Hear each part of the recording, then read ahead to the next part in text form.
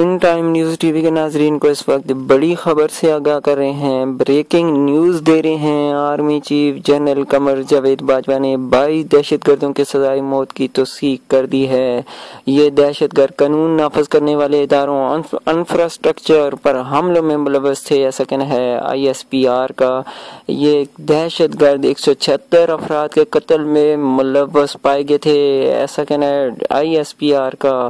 اس وقت in time news T V کے ناظرین کو بڑی خبر سے آگاہ کر رہے ہیں۔ Army chief general Qamar Javed Bajwa نے 22 دہشت گردوں کے سزائے موت کی توثیق کر دی ہے۔